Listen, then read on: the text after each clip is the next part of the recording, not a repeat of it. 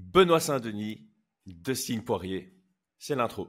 J'ai pas besoin de motiver l'audience à regarder le combat. BSD va rentrer dans la cage, Poirier va rentrer dans la cage, BSD va rentrer dans Poirier, Poirier va rentrer dans BSD. À leur image, on va rentrer dans l'analyse directement. Aldric, le dernier combat du Français remonte au 11 novembre.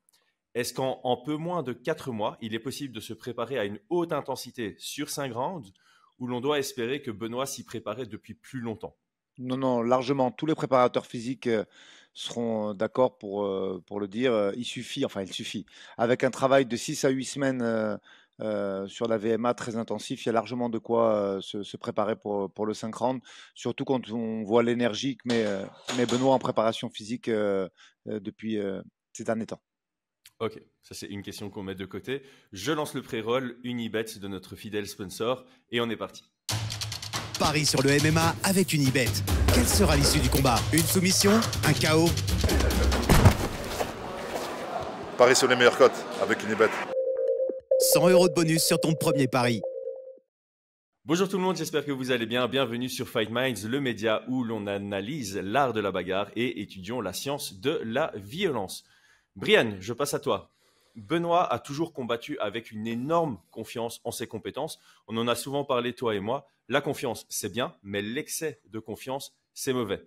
Passer de Frévola à Poirier, c'est un énorme pas en avant. Doit-on espérer un tout petit peu de peur chez Benoît Saint-Denis? Est-ce que ça le rendrait meilleur dans ce combat précisément? Euh, je, je pense que ça va pas changer grand-chose. Je pense qu'il va arriver comme d'habitude. Et sur cette question de confiance, je pense que l'excès de confiance, c'est quand un athlète commence à perdre pied avec la réalité, tu vois. Mhm. Quand il commence à se sentir invincible et que, en gros, la victoire, elle va se produire quoi qu'il arrive. Et je pense que Benoît, c'est pas tant qu'il a une confiance dans son invincibilité, c'est qu'il a une confiance dans ses armes, ce qui est complètement différent, tu vois. Donc il a confiance dans ses armes, dans ses habilités, et puis je pense qu'il va au combat dans l'objectif de combattre, de faire la guerre, avant de vouloir à tout prix gagner. Donc je ne pense pas qu'il aura un excès de confiance, tu vois, Mhm. et je ne pense pas qu'il doit aller en mettant un frein là-dessus. Je pense que la manière dont il appréhende les combats, c'est peut-être celle la plus, enfin la mieux entre guillemets, tu vois. Mhm. Donc là-dessus, j'ai pas trop d'inquiétude là-dessus. Je pense qu'il arrivera confiant comme il est d'habitude, mais confiant dans ses habilités et que c'est la bonne manière pour appréhender un combat. Ouais, récemment, on avait parlé justement d'un curseur, hein, de savoir mettre le curseur entre confiance et peur au bon endroit pour chaque Mhm. combat. Et Benoît, jusqu'à présent, nous montre que le curseur est parfaitement positionné par rapport aussi à son style et à son mental qui lui permet de rentrer dans les combats en mode guerre et que ça fonctionne très bien pour lui et moins bien pour ses adversaires. Alors, sur Fight Minds, on a déjà souvent parlé de ces deux combattants. Forcément, on couvre tous les Français. Et en plus de ça, on couvre tous les combats main event et co-main event, gros co-main event. Donc, je vais faire un rapide résumé des profils, histoire qu'on puisse s'attaquer à la partie intéressante de ce podcast. Le podcast, c'est le game plan. Donc, la partie intéressante, ce sera de discuter des game plans. Donc, Benoît Saint-Denis, c'est un vrai prodige du MMA. On a souvent répété ça. Sa progression est fulgurante. Chaque fois qu'il rentre dans la cage, il est largement meilleur que la fois d'avant. Il y a une évolution si rapide, c'est du rarement vu en MMA. Il est connu pour son mental et le fait qu'il va à la guerre, mais c'est surtout un combattant extrêmement technique et physique au sol. Son niveau en grappling est exceptionnel, au-dessus comme en dessous, pour faire des renversements comme pour contrôler, en ground and pound comme en soumission. Debout, il a salement évolué, il gère de mieux en mieux la distance. C'était une de nos craintes la première fois qu'on avait parlé de lui et on sent que c'est de plus en plus qualitatif quand il doit gérer la distance. Il a des armes qui sont très vicieuses, son kick arrière, sa jambe gauche, ses coudes. Il mixe extrêmement bien son jeu, il cache bien sa lutte dans sa boxe et l'intensité qu'il met dans ses combats, c'est difficile à tenir. Résultat, 13 victoires, 13 finishes, 12 dans les 2 premiers rounds. Dans ses défauts, son style fait qu'il peut se faire connecter en collision. Ça ne s'est jamais retourné contre lui, mais on sait que le risque est présent. On a 2 points d'interrogation sur Benoît Saint-Denis. Le premier, on ne sait pas ce que ça donne sur des combats qui durent en termes d'énergie. On a vu ce que ça avait donné récemment pour Mike Malott contre Neil Magny. Donc ça, c'est un point d'interrogation. On ne sait pas dire si il sait tenir 5 rounds avec une telle intensité. On ne sait pas dire si ça va flancher. Donc ça, c'est un point d'interrogation selon moi. Et on ne sait pas non plus ce que ça donne contre une opposition du niveau du top 10. C'est la première fois qu'il va rencontrer quelqu'un d'aussi fort. On peut spéculer sur le fait que ça ira bien. Mais voilà, il y a des gens historiquement qui, en dehors du top 15, ils ont roulé sur tout le monde et puis arrivé dans le top 15, c'était tout l'inverse. Du côté de Dustin Poirier, il est expérimenté, 38 combats professionnels. Contre Benoît Saint-Denis, ce sera son 30e combat à l'UFC. Donc, grosse expérience à haut niveau. Excellente boxe adaptée au MMA, un bon travail en shift et en combinaison, avec un système défensif complexe à contourner, une lutte offensive et défensive décente et un grappling intéressant. Gros cardio, gros mental, bon menton. Alvarez, Gaethje, Holloway, Hooker, Chandler, c'est une liste de combattants qu'il a réussi à surclasser dans des combats considérés comme des guerres. C'était important de le souligner ici.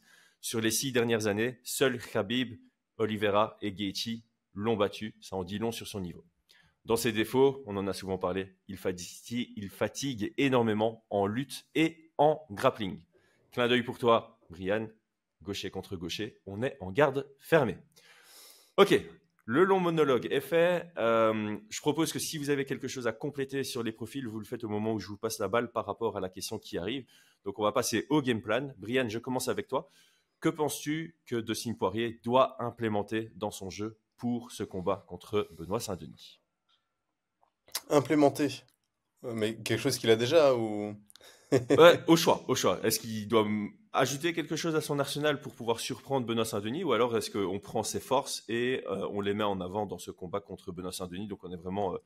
Quel game plan est-ce que tu recommanderais si tu étais dans le coin de Dustin Poirier? Mais alors, je vais revenir sur ce que tu as dit. Donc, il y a deux choses. La première, c'était qu'on est effectivement en garde fermée et que tu parlais de 2 interrogations sur ce combat-là. Moi, c'est ma grosse interrogation. C'est comment Benoît va travailler face à un gaucher, tu vois. Je pense que dans son passif, il a dû affronter un seul gaucher, mais l'échange a duré 20 secondes peut-être et il a mis au sol. Donc, je sais pas, hein, dites-moi si vous avez trouvé d'autres combats contre gaucher, mais je n'en ai pas eu. Euh, Dans Dustin les a récents. affronté, ouais, Dustin a affronté beaucoup plus de gauchers. Le plus célèbre, c'est McGregor. Euh, et je que où Dustin a été très bon sur cet échange-là, c'était notamment sur les low kicks et les calf kicks. Et je pense qu'il aura un gros avantage à réimplémenter ça dans son jeu. Ce qu'il n'utilise pas à chaque fois, mais en tout cas, ça fonctionne bien. Il les avait légèrement utilisés contre quasi tous les gauchers, il l'utilise, tu vois. Donc, je pense qu'il doit vraiment le réimplémenter. Et Benoît, ben, ça va être l'interrogation. Il a pris quelques low kicks. Je pense qu'il y a quelque chose à faire là-dessus. Mais encore avec des guillemets, parce que, comme je vous dis, il y a cet inconnu de la réactivité de Benoît, de comment il évolue face à un gaucher. Il y a une question intéressante, parce qu'on en avait déjà parlé avec Aldric. Selon nous, Dustin Poirier, il doit essayer d'imposer un maximum la distance de boxe anglaise, mais en restant prudent sur les amener au sol forcément de Benoît, parce que s'il se retrouve sur son dos, ça va être compliqué pour lui.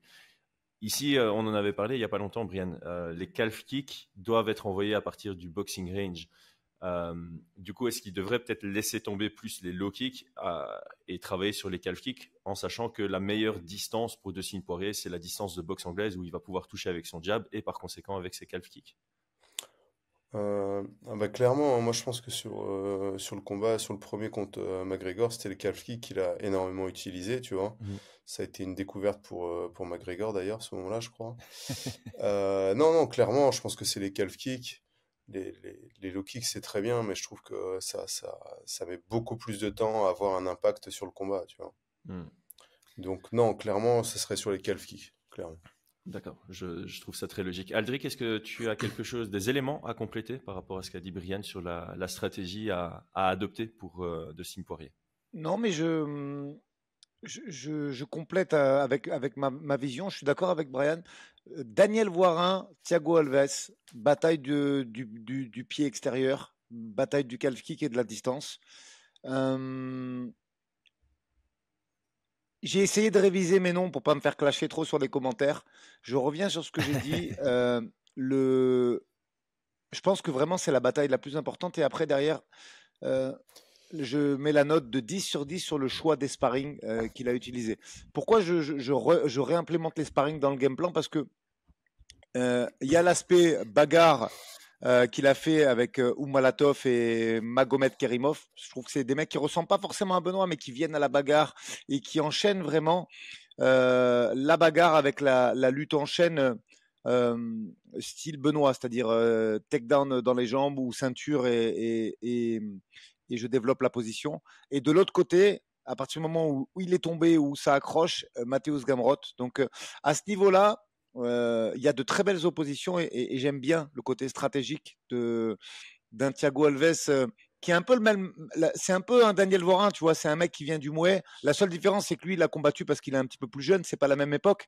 Mais voilà, Thiago Alves, combattant de Muay Thai, qui est devenu combattant de MMA et qui aujourd'hui met sa science du Mouet dans le MMA. J'aime beaucoup, beaucoup, beaucoup l'opposition de ces deux génies de la tactique. Et ça, plus le choix des sparring, j'ai l'impression que c'est un Dustin qui a pris ça 100% au sérieux et qui est prêt. Il a que son âge, en fait, contre lequel il ne peut rien faire parce que c'est pas tellement l'âge, c'est la succession des combats, en fait, j'ai envie de te dire. Mais sur le reste, j'ai vraiment l'impression qu'il est à 100%.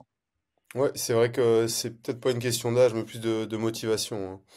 Ouais, clairement, on a toujours ces triples notions pour moi. C'est âge qui peut te rendre moins motivé, surtout selon la carrière que tu as eue, et puis kilométrage aussi. Je pense que pour Dustin Poirier, c'est important de dire que c'est pas spécialement l'âge, mais le kilométrage. Il a eu beaucoup de guerres. Il sort d'un chaos. Ça pourrait jouer aussi contre lui, même si on en a déjà discuté. Il n'y a pas vraiment d'études qui prouvent que si tu sors d'un chaos, tu es plus sujet au chaos par la suite. Mais il y a des petits traumatismes qui sont créés aussi. Moi, j'avais une petite question pour vous deux par rapport à Dustin Poirier. Euh, la pire situation dans laquelle il pourrait se retrouver, selon moi, c'est avec un Benoît Saint-Denis qui arrive à le lutter et qui prend une position du dessus.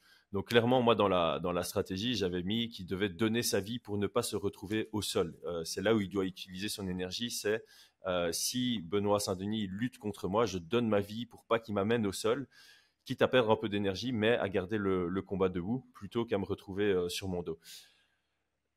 Ici, Dustin Poirier, offensivement, il n'a pas une mauvaise lutte. On a déjà vu un Benoît Saint-Denis se faire mettre au sol à l'UFC. Est-ce que ça pourrait être intéressant pour Dustin Poirier de lui-même initier la lutte dans l'espoir de mettre au sol et de vraiment avoir une stratégie au sol, de mettre la priorité sur stabiliser la position, ne pas se faire renverser parce que Benoît Saint-Denis a de bons renversements. J'ai commencé par te poser la question à toi, Brian, et puis je la poserai à Aldric.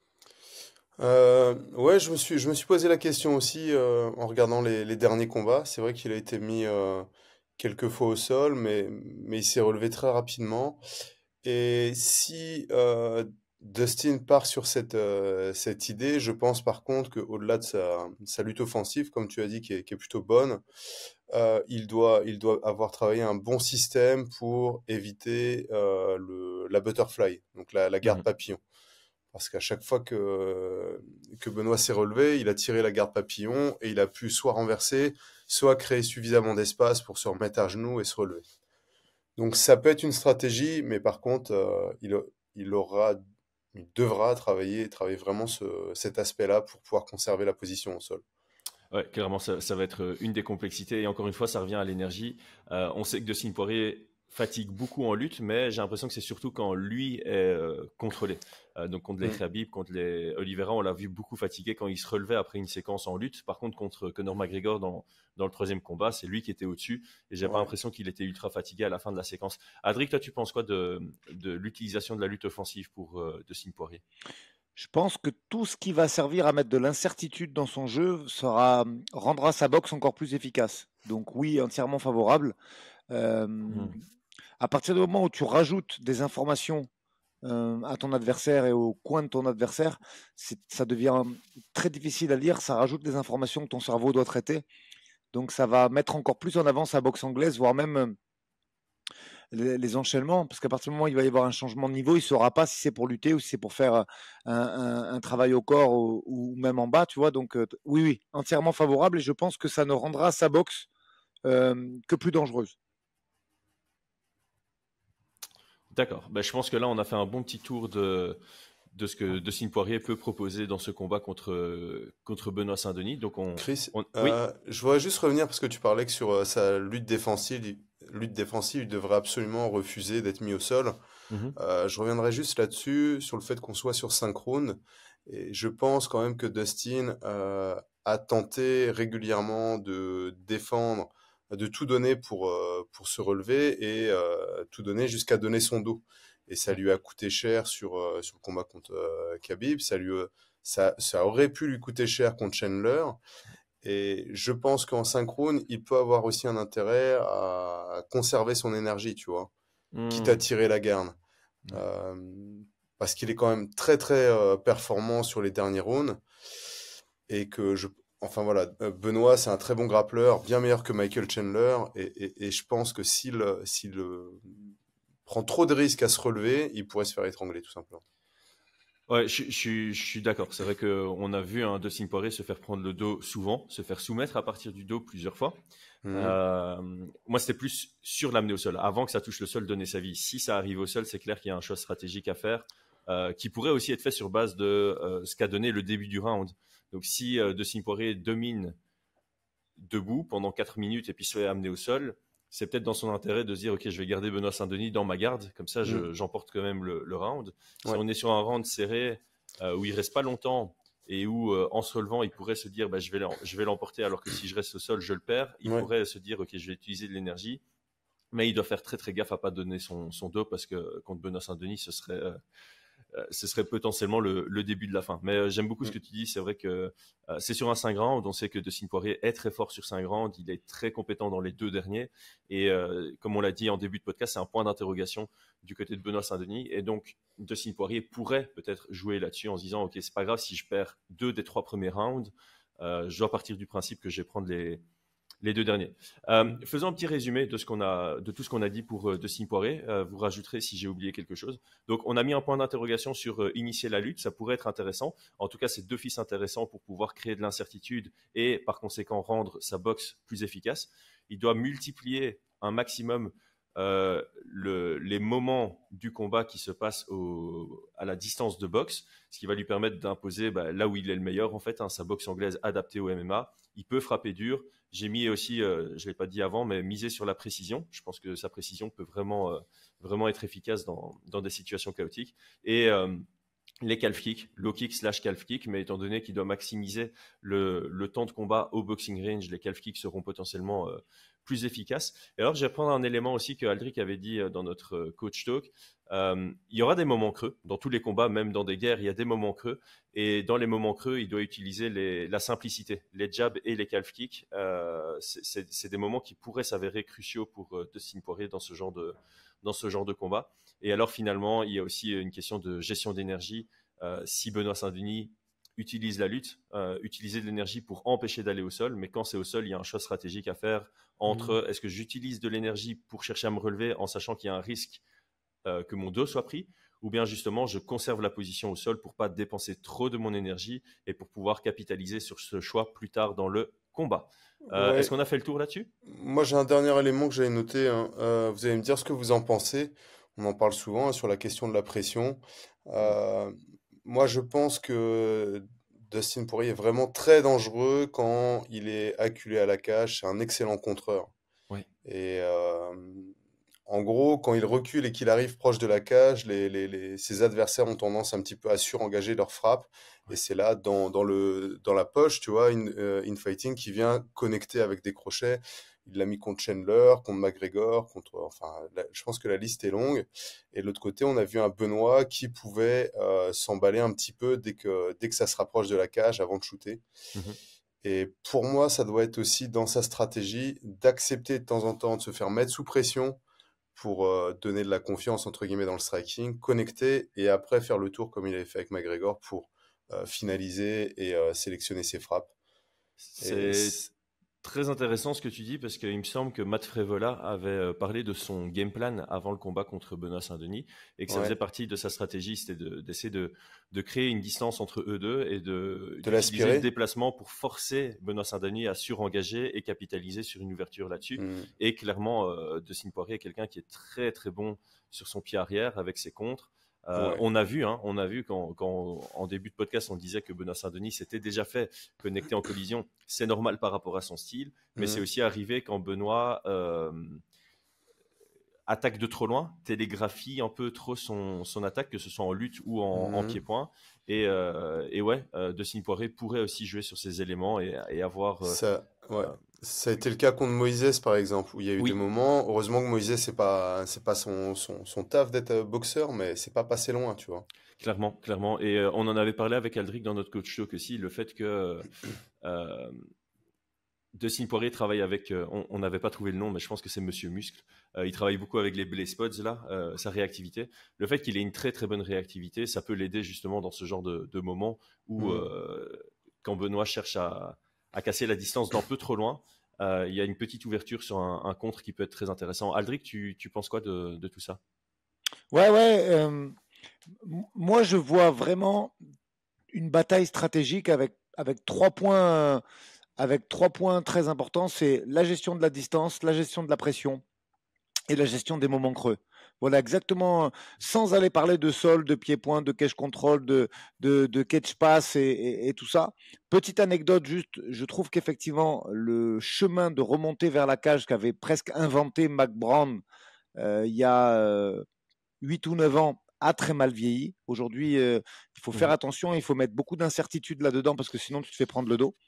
Mais ça, c'est une simple constatation, c'est pas une critique parce que ce mec-là a inventé un truc. C'est-à-dire que Mike Brown, il est arrivé avec son expérience de fighter au WEC et sa carrière de lutte universitaire, il a inventé un passage pour un protocole pour remonter vers la cage qui aujourd'hui ne peut plus être appliqué au sens strict et littéral du terme, mais qui doit être euh, agrémenté de positions de lutte, de positions de tentative de scramble et de positions de jiu-jitsu brésilien. Mais si tu le fais tel quel, effectivement, contre un mec comme Benoît, ça passe pas, il te prend le dos et tu vas passer de très mauvais moments. Mais ouais, il y a ces 3 compartiments qui vont être, à mon avis, très déterminants. Et, euh, et pour rebondir juste sur la partie sol, je pense qu'effectivement, sur 5 rounds, elle doit être différente de sur 3, notamment au niveau de la gestion énergétique. Mhm. Très bien. Là, on a fait un bon tour sur la partie Poirier. On va passer à la partie BSD. Donc, j'ai te relancé la balle, Aldric. Quelles seraient les instructions que tu donnerais aux Français pour maximiser ses chances de victoire contre Dustin Poirier? Alors, moi, j'aime bien ce qu'il propose, notamment sur ces 2 derniers combats, c'est-à-dire il se jette beaucoup moins, mais il met énormément de rythme. Il met du rythme, et je t'avais déjà fait le parallèle avec Dricus Duplessis. Euh, il met du rythme, et en fait, le but de ce rythme-là et le but de cet engagement permanent qu'il fait, c'est d'amener les mecs à des positions dont ils n'ont pas l'habitude. Et je pense que Frévola, s'il fait cette faute de quasi débutant en milieu de premier round où il baisse les mains en sortie de clinch, c'est parce que ça part dans tous les sens, tu vois. Et moi, je pense que un des chemins vers la victoire, je dis un parce qu'il y en a certainement d'autres. Il peut faire une partie d'échec aussi en travaillant sur les calfs, mais moi, je pense que le chemin le plus sûr pour essayer de gérer cette boxe quasi létale et très précise de Dustin, c'est de l'emmener dans des situations. Alors oui, il les a préparées, mais il les a préparées depuis combien de temps? C'est ça le truc, tu vois. On sait qu'il a beaucoup travaillé les séquences de scramble avec Gamrot. Et ben malgré ça, je pense qu'il faut l'amener là-dedans. Et je ne sais pas si vous avez regardé le combat de Frévola, mais Frévola, il est foufou, mais pas tant que ça. Il est posé, il est dangereux avec sa boxe. Et en fait, il se retrouve emmené dans une spirale où ça défend, ça attaque les jambes, il y a des takedowns très très précoces dans le round, il faut scrambler, il faut se relever, ça relutte derrière, et au bout d'un moment, il fait une faute de main en sortie de corps à corps et ça tombe. Et, et voilà, moi je pense vraiment qu'il faut amener le combat là-dedans, de façon à pouvoir mieux appréhender la boxe, quitte à baisser de volume hein, sur le troisième ou le quatrième, parce qu'on sait qu'il ne peut pas faire 5 rounds comme ça. Mais moi, je vois le chemin le plus sûr vers la victoire là-dedans. Mais ouais, je te rejoins parce que voilà, en début de podcast, j'avais listé plusieurs noms que Dustin Poirier avait battus dans un schéma qu'on appellerait guerre ou chaotique, mais il les a battus grâce à son pied-point. Et les situations chaotiques où on inclut de la lutte, c'est là où Dustin Poirier est le moins efficace. Brian, je te passe la balle. Est-ce que tu as quelque chose à dire là-dessus et des éléments à ajouter par rapport à la stratégie de Benoît Saint-Denis? Euh, Moi, personnellement, hein, je pense que Benoît, comme je le disais, a affronté beaucoup de droitiers. Donc j'espère, enfin j'imagine qu'il aura très bien préparé ses combinaisons en garde fermée. On a vu un McGregor qui utilisait beaucoup son jab et après son bras arrière, soit en overhand, soit en direct. Ça fonctionne plutôt bien. Il utilisait aussi les low kicks qui ont pas mal fonctionné. Mhm. Mais je pense, au-delà du striking, je pense que vraiment son chemin vers la victoire, c'est de mettre euh, Dustin Poirier à la cage, de lutter. Et on a vu quand même un Dustin qui a peu évolué dans sa défense de lutte à la cage, malgré sa défaite contre Khabib, tu vois. Ouais. Donc, vu que ça a peu évolué, moi je vois vraiment plutôt un combat à ce moment-là mesuré de la part de Benoît et d'avoir une stratégie pour mettre au sol face à quelqu'un qui se met de profil pour casser le grip, qui va utiliser le quad pod, tu vois, par exemple, Mhm. pour se relever. Tous ces éléments-là, je pense que c'est là qu'il doit aller, en fait. Ce que j'aime beaucoup dans ce que tu viens de dire, c'est qu'en fait, il y a deux éléments principaux. Il y a l'élément où c'est Benoît qui dirige le combat, qui dit, OK, je vais faire ça en simplicité debout, je vais forcer la lutte, je vais prendre le contrôle. Et il y a Mhm. aussi la partie répondre aux réactions de Dustin Poirier. Et ce que j'aime bien, c'est que toi, tu parles notamment des réponses aux réactions qui n'ont pas évolué de Dustin Poirier au sol. Et moi, dans ma stratégie, j'avais aussi parlé des réponses aux stratagèmes en striking de Dustin Poirier. Dans quasi tous ses combats, Dustin Poirier il utilise le même shift. Et si on regarde tous les combats d'affilée de Dustin Poirier, il y a pas mal de combattants qui ont eu de très belles réponses à ces shifts. Donc si tu veux bien, moi je fais la partie sur les shifts, tu complémentes et puis tu pars sur les réponses au quad pod par exemple de la lutte de Poirier. Donc euh, je remonte à il y a très longtemps contre Joseph Duffy. Euh, Quand Dustin Poirier utilisait son shift, la réponse de Joseph Duffy était très simple, c'était step back counter. Donc il fait un petit pas vers l'arrière pour maintenir une distance.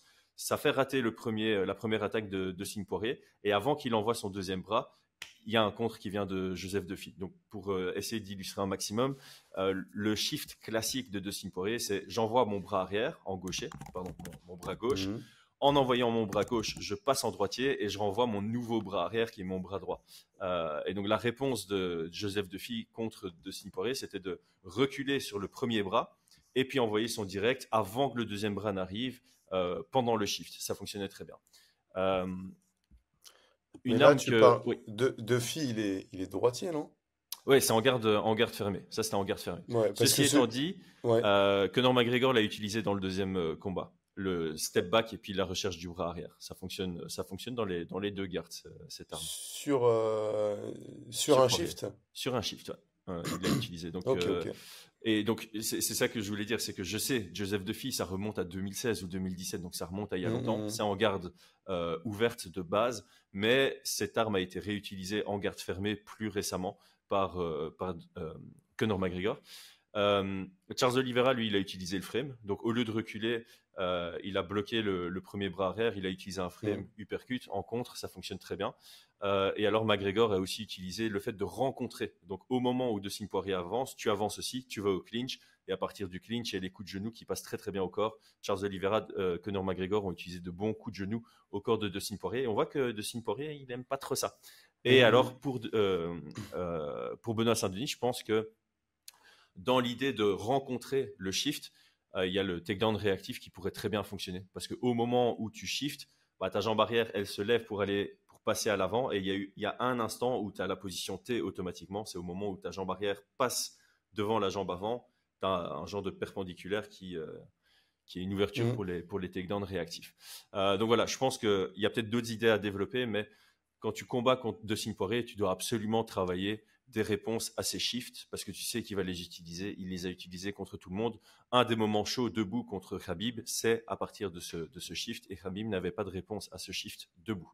Je te passe la balle par rapport aux opportunités qu'il y a sur les réactions classiques de Dustin Poirier une fois qu'il est sur son dos. Alors, sur les réactions classiques... Oh, excusez-moi. Donc, sur les réactions classiques de Dustin Poirier, en lutte, alors, je sais pas d'où vient le fait qu'il ait une bonne guillotine. Euh, on parle souvent de sa guillotine à Dustin Poirier, mais en fait, j'ai regardé sur son corps, il a déjà soumis avec une guillotine. Je pense une seule fois, et ça remonte à il y a très longtemps. Je pense qu'on dit qu'il a une bonne guillotine parce qu'il l'utilise beaucoup.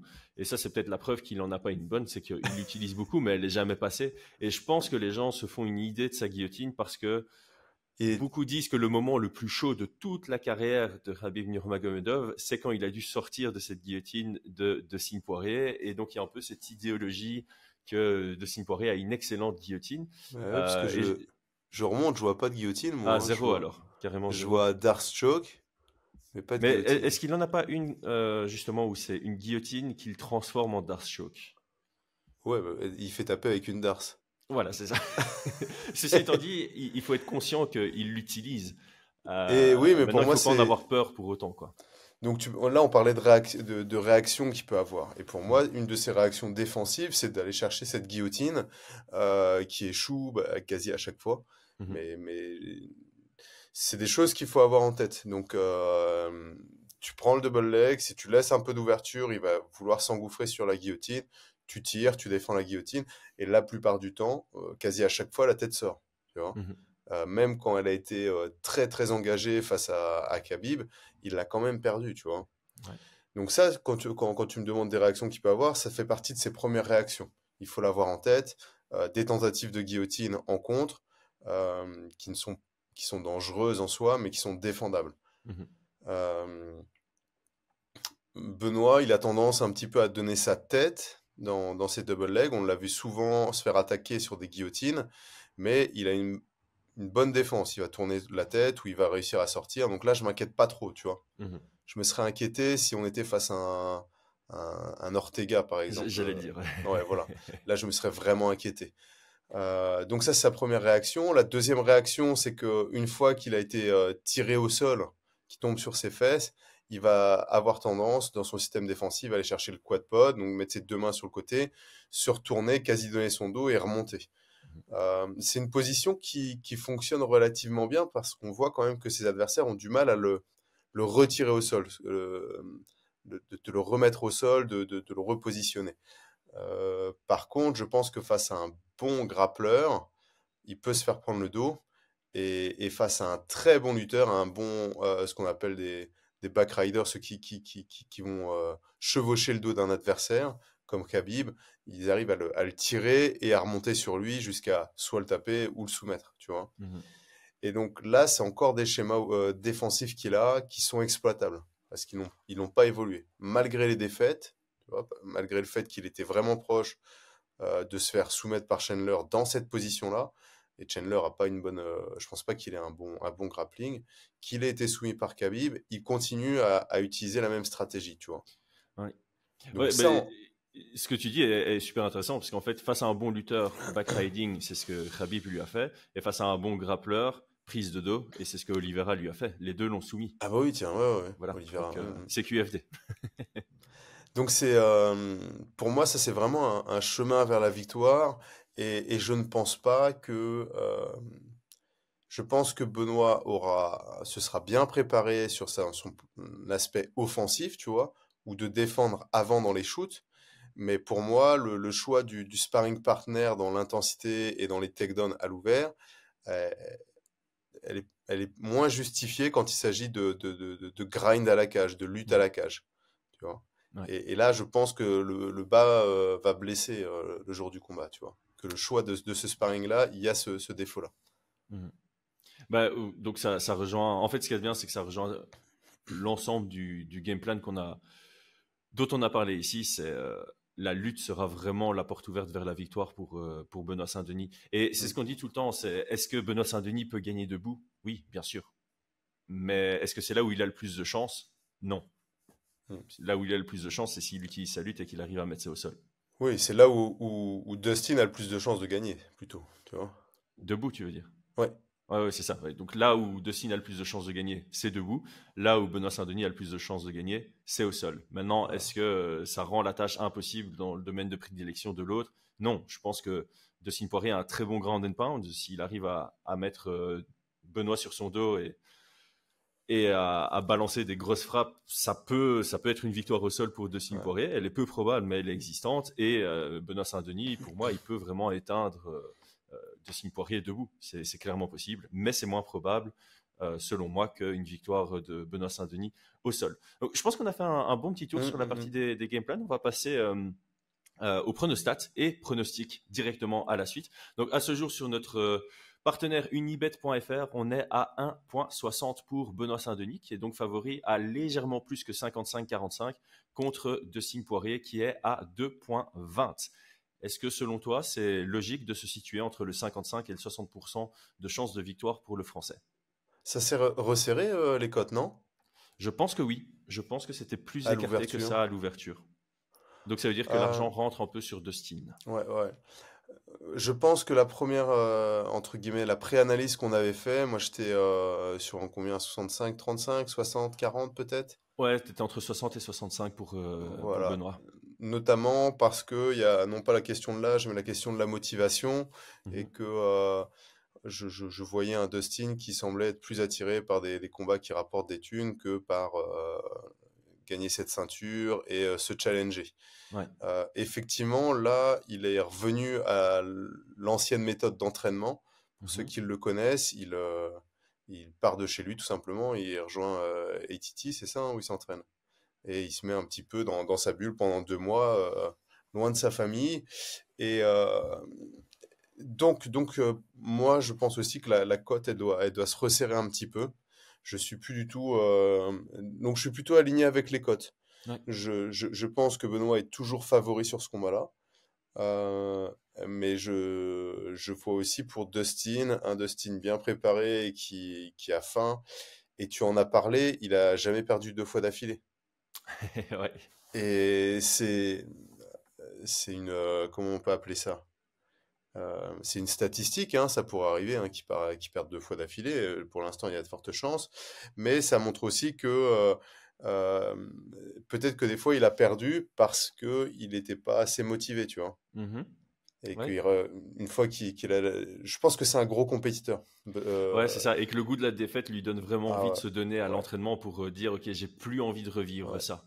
Et, Quand tu vois ses comportements, quand il a gagné après un combat et tout, tu sens que c'est pas juste, il vient pas juste pour le combat, tu vois. Il vient pas juste pour l'argent.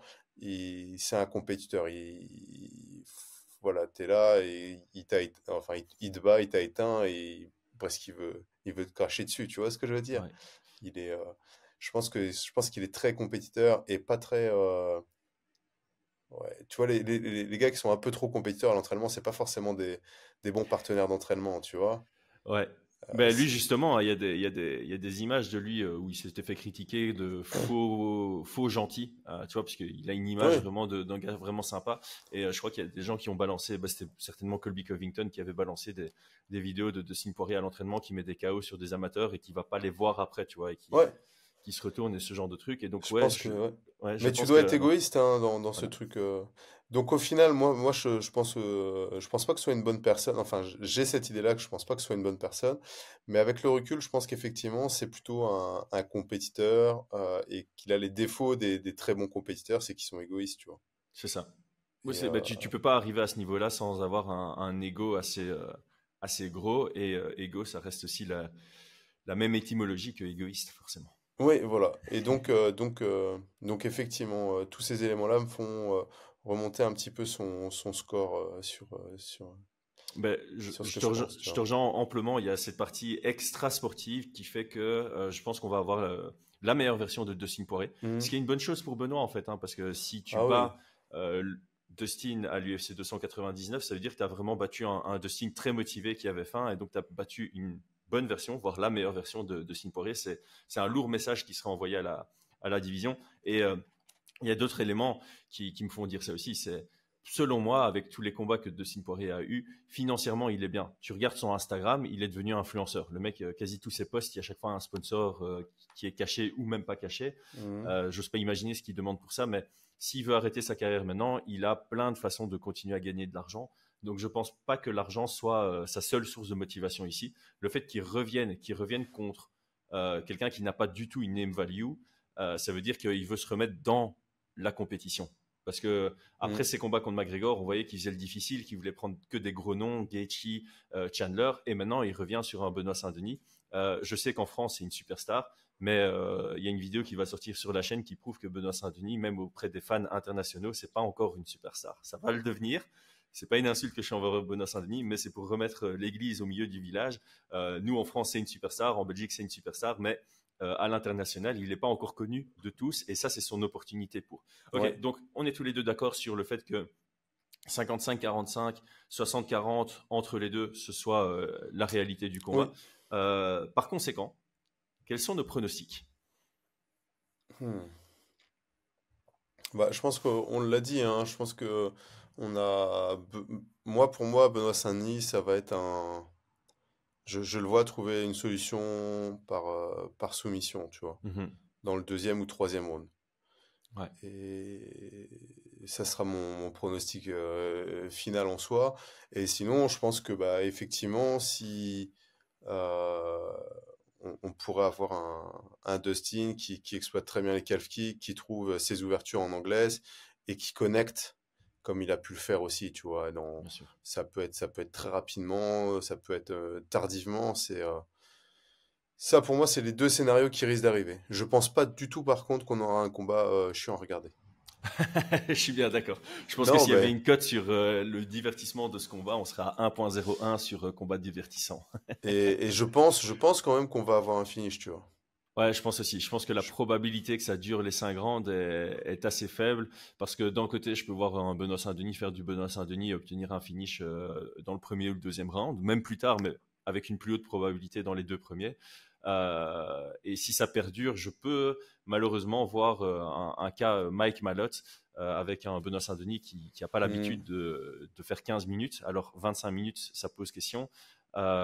Et d'avoir un Dustin Poirier qui profite de ça dans le 3e, 4e ou 5e round avant que le combat ne termine. La probabilité de la décision est évidemment présente, mais j'ai hâte de voir les codes de Paris pour ça parce que je pense qu'il y aura une unité qui va partir dessus de mon côté. Moi, je te sur rejoins la décision. Ouais. Sur la décision, ouais. Alors, sur pronostic et préférence. J'ai pas fait. Ouais. Vas-y. Ah oui, je vais faire mon prono et puis je te lance la balle et je vais faire ma préférence et puis je te donne la plateforme. Mon pronostic, je te rejoins. Moi, je vois un Benoît Saint-Denis dans la deuxième reprise par soumission. Et en termes de préférence, j'aimerais voir Benoît Saint-Denis l'emporter. Salut les enfants. Attends, j'arrive. J'aimerais voir un Benoît Saint-Denis l'emporter dans la 4e reprise, ce qui prouverait qu'il est encore capable de finaliser un combat après 15 minutes de combat. Lâche-le bien. Hop. Je récupère le petit parce que il doit avoir peur. Tiens, ça va. On est à la fin de toute façon. Ouais, on est à la fin. Familial maintenant. Écoute, moi c'est comme je te dis, un deuxième. Je pense plutôt troisième. Je vais dire troisième pour changer un petit peu de toi. Soumission. Préférence, bien évidemment, Benoît qui l'emporte. Moi, je t'avoue que au-delà de supporter parce qu'il est français ou des trucs comme ça, même s'il n'était pas français et tout, j'ai plus de combats qui me plairaient à voir avec Benoît sur le top qu'avec Dustin Poirier. Comme on l'a dit, je pense que Dustin, il arrive quand même sur une motivation en fin de course. Il a montré aucun signe qu'il voulait combattre pour les ceintures ou le top, tu vois. Donc non, clairement, je veux le voir passer Benoît et puis Dustin sur des super fights. Voilà. Ouais, c'est ça. En fait, on a déjà vu Dustin Poirier contre quasi tout le top. On sait ce que ça donne. C'est des très beaux combats, c'est très chouette, mais cette division a besoin de 109. Et aujourd'hui, on est dans une vague où on a du 109. On a Tsarukyan, on a Gamrot et maintenant on a Benoît Saint-Denis. Donc, clairement, même en tant que fan neutre, j'aurais souhaité une victoire de Benoît Saint-Denis. Voilà qui clôture notre podcast. On avait une question du membre. Je vais la garder pour... On a reçu plein de bonnes questions sur ce combat. Je vais en faire une vidéo exclusive pour les membres où on répondra aux questions. Brian, merci beaucoup. Tout le monde, abonnez-vous, likez, mettez votre prono en commentaire. À très vite, Brian. Ciao, ciao.